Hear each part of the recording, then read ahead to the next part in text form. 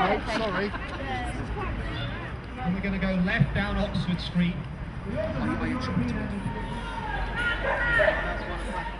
our lions! Save our lions! No more trophy hunting! Stop killing lions! Stop killing lions! No more trophy hunting! No more trophy hunting!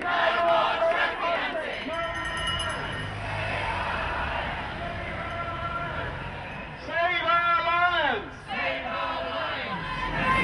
Want to be free! Want to be free!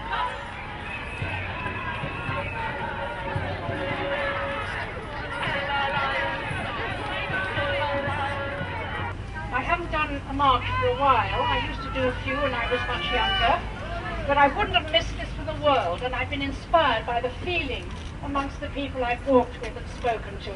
So thank you so very much. It feels like yesterday when I stood on the seemingly endless plains under the enormous African sky with my late husband Bill and a lion, sharing in a deep and unique way a sense of belonging to the natural world. No cars, no houses, not a person in sight. We felt truly free. That was over 50 years ago when we made a film called Born Free that changed our lives forever. In those days, no one could have imagined that within our lifetime, wild lions and many of Africa's other wild species would be under such threat. The numbers, as I'm sure you're aware, are startling. 50 years ago, there were 100,000 lions, maybe more, across the continent of Africa. Today, there are perhaps as few as 20,000. There are around 400,000 elephants, just 80,000 giraffes, possibly 25,000 rhino, and about 20,000 lions.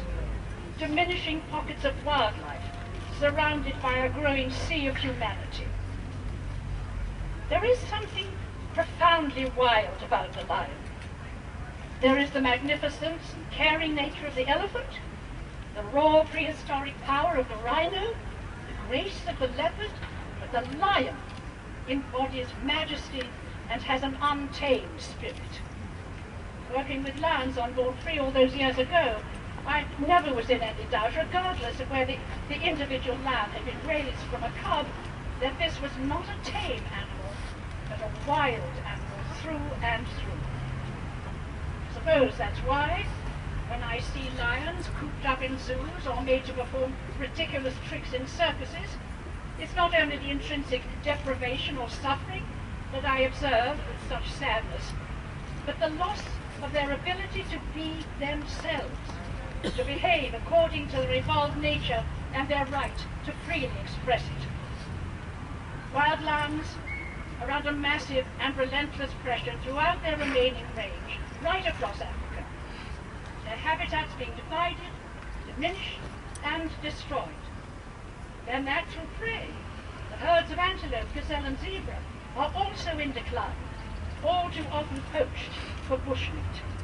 And when lions are compelled for their survival to stray into land now claimed by people that take a cow or a goat, they are relentlessly persecuted and speared, poisoned, or shot.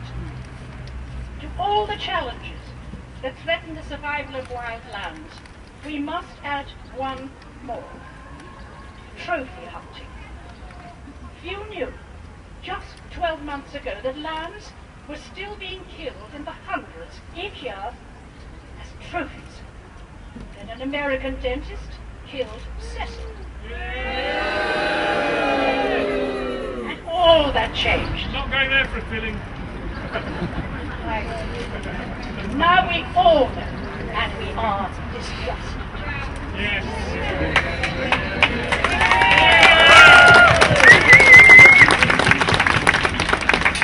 What goes on in the mind of a trophy hunter? What makes any human wish to take the life of a lion or any other animal for fun?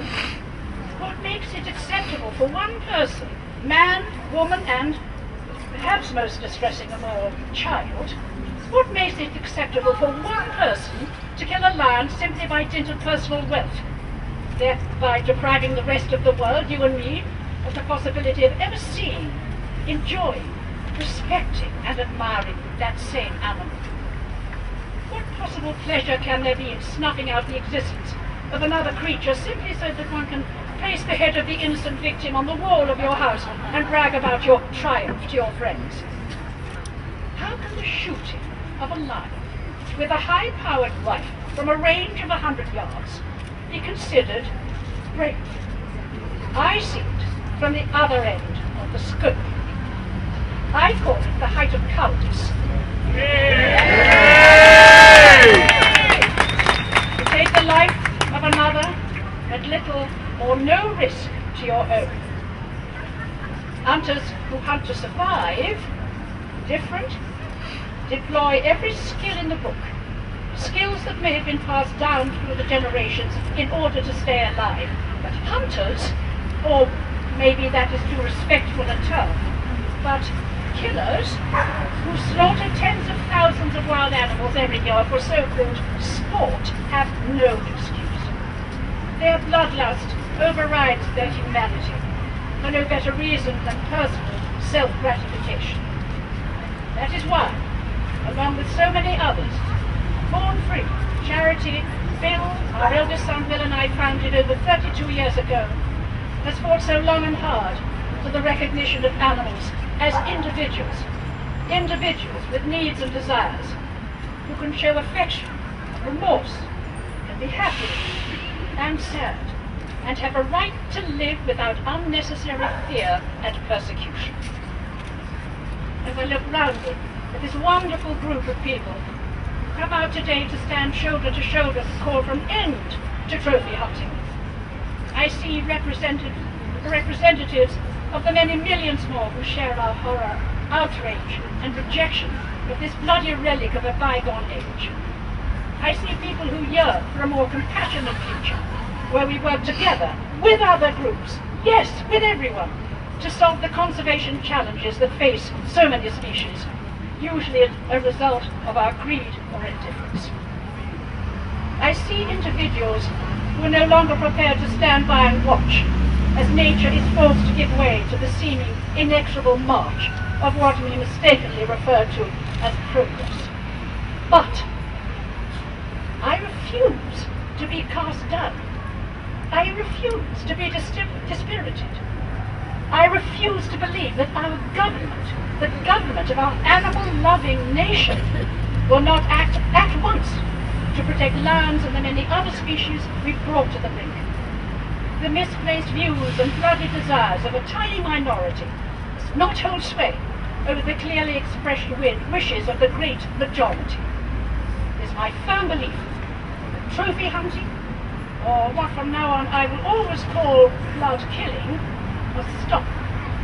We must protect what is left of life on Earth. No, this is the right thing to do. The only question that remains is, do we have the will to make it a reality? Start a new chapter in our relationship with the wild animals that live on our infinitely precious and fragile single planet, our shared and only hope. I pray that we do. I'm sure that we do. Thank you.